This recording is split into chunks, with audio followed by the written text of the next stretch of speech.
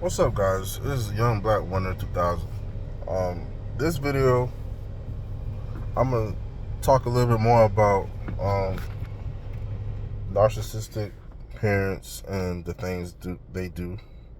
This video, I'm gonna go into the childish games that they play.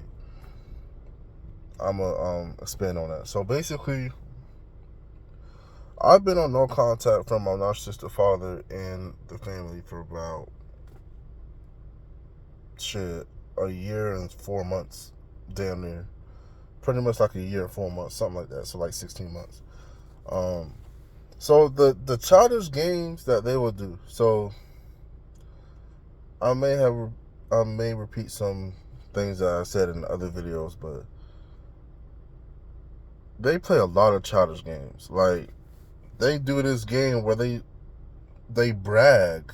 They do this whole bragging game. Like, let's say you have a narcissistic parent with money. They will take the check. Like, listen to me. Let's say this is a check. Let's say they're driving. Oh, I made some money today. This is my check.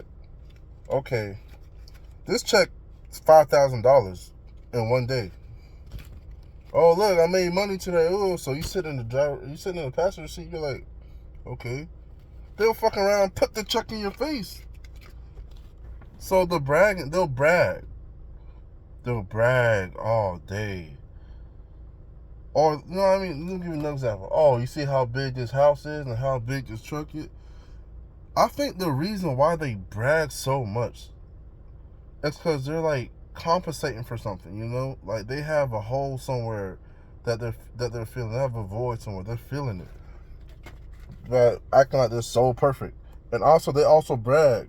That when they brag hard like that, like, oh, look, oh, here's me, like, here's him, like, putting the check in my face. I'm like, all right, bro, I heard you. God damn. I guess they want you to pat them on the back. It's like they're trying to get attention. You know, of course they want attention. They always want attention. But they're trying to get some praise. Like, I guess maybe their parents didn't give them praise. They want it from you. But here's the thing. The praise will never be enough. You could fucking scratch their back. You can massage them. You can do all that. They'll say, well, why didn't you wipe my ass too? They'll never be happy. You could, you know what I mean? You could fix them a plate of food or something. I'm not saying I ever did that, but you could. Well, why did you forget the cheesesteak? Or why do you bring me a beer with that too? And then you'd be like, well, I still brought you something. Like, well, yeah, it's good. It's like they'll never be happy. So it gets to a point. That's where the whole gray rock thing comes in. You just be like, okay, well, if nothing's ever good, you don't say it out loud, of course, but in your head, you're thinking, if nothing's ever good, then I might as well I might as well shut up, right? That makes sense, right? Might as well just not even talk. Might as well. But see, you can't win. So the bragging, that's one thing. The other thing is the starting arguments out of nowhere, or trying to, because after a while it gets old and it's like, oh, I'm gonna just shut up, right? So the constant starting arguments and then blaming you, and it's like, let's say, I don't know, like, let's say you have a pink shirt, or you just have a shirt in general. Let's say your shirt is, I don't know, your shirt looks a certain way. They'll start an argument about something small, like your shirt. Like, oh, I don't like your shirt. How much you spend on that shirt? That shirt is ugly. That shirt is gay, or something like that. And it's like, bro, you're like 45 years old. You're talking about my shirt look gay. But here's the thing: when they say it, they be like serious. Like, even if they're not being serious, come on, you know. But like, they're being serious. Like, they really want you to engage in a conversation and argue back and forth. And when you can argue with them, oh, well, you're getting defensive, you know? So there's something wrong with you.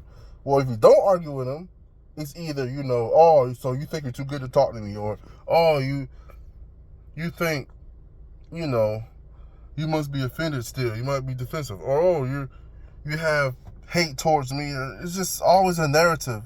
So that's another thing, start arguments. And a common theme of what I'm saying is to know there's no win situation for you. It's basically you're wrong all the time.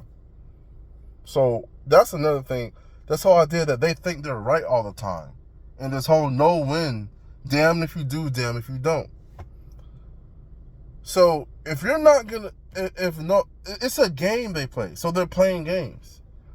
So basically they brag, they start arguments, and they play this, oh, I'm always right game. And really, they're just playing too many games. Too many games. But like, the game never stops. You know? You look, 9 times out of 10, you didn't sign up for any of this. 9 times out of 10, you didn't want to have anything to do with this. And 9 times out of 10, you didn't know they were playing games with you like this. You thought this was just how you're supposed to parent. No. Most of the time when you talk to these narcissistic people, oh my God, it's conflict, it's a problem, it's chaos. You know what I mean? Like, they really don't like you. They're jealous of you or something. I don't know. They're jealous. Like, and they'll say it like, oh, wow, I wish I had this and that. It's like, well, dude, like, what do you want me to do about it, you know? You can't. The only way, look, you can win. The only way you can win is getting the hell out of there, all right? So, I see a lot of stories of people that are like, man, I have to live with a narcissist. I'm in college right now. I'm in high school, my senior year. Bro, you don't understand the damage that is being dealt to you mentally, maybe physically, socially, or emotionally. You need to get the fuck out of there.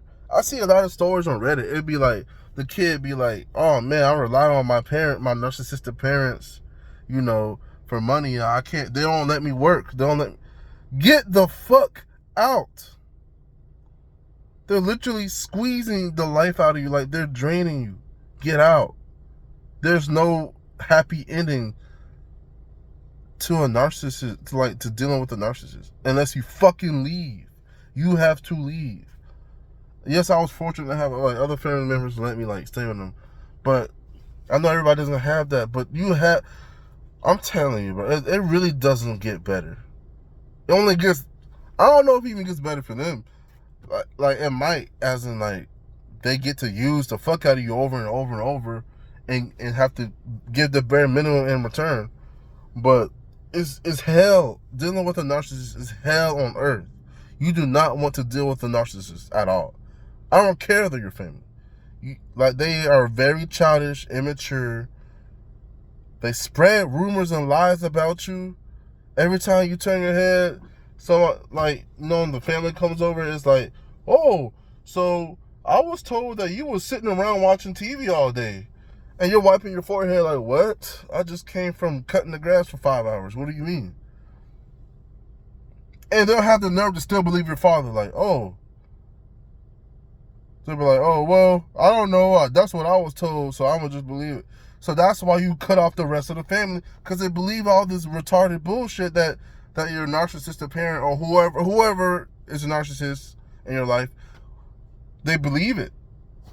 And they're called the flying monkeys, the ones that do their bidding. They believe everything he says.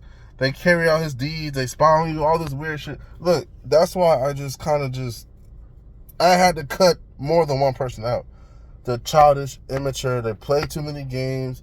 I'm talking in circles, but I'm really emphasizing, if you are in a situation like this, get out. Please, for your own safety, get out, because they will drive you crazy, and it's a game to them. They know that what they're doing isn't right. They know it's driving you crazy. They know that you may think that this is all oh, it's your fault, or oh, it's not your fault. You may think, oh, it must be crazy. No, you're not crazy. The things they will do to get a reaction on you is ridiculous, bro. It's not your fault. It's not. This is really an illusion. It's nothing wrong with you, really. It's something wrong with them. You ever wonder why you feel like nothing you do is right? You could just be saying nothing and they're mad about something from 8 years ago that wasn't even that serious? You ever wonder why when you show them facts, you put you go in Google and pull some cold hard facts to refute some bullshit they're saying, and they're looking at you like, nah, I don't believe it. It's because they got what they want. They got you to run your mouth and feed into their bullshit. Don't feed into their bullshit. Don't go back and forth. Matter of fact, don't even do gray rock. Do no contact. Yes, do gray rock, but that shit don't even last that long. Like, that shit is not even, you still giving them a reaction. You still might have to look at them, or you still might have to do what they say. So gray rock is not like a forever type of thing. It really becomes instinct when everything becomes too much. But gray rock is not a forever solution. You can't just turn off your emotions and feelings forever. You got to get the fuck out. And never go back, because it doesn't get better. Because you take them back, they're gonna, you don't know when. They might be nice and friendly for a couple of days, maybe a week, I don't know, months. But out of the blue, they're gonna take off the mask and they're gonna fucking go in on your ass as like kind of like a revenge thing and a big fuck you. Like, fuck you, I'm not changing ever. Even if they did say they were gonna change. So they lie. Like they lie. They don't have morals. They're like children that never grew up.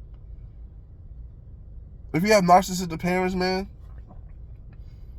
you're probably more mature than them. And you could be 12, 13, they could be 50. They're sick in the head. And they're mad because they can't really control you for real. They really can't. You're a target because, like, it's like they just, there's something about you, you know?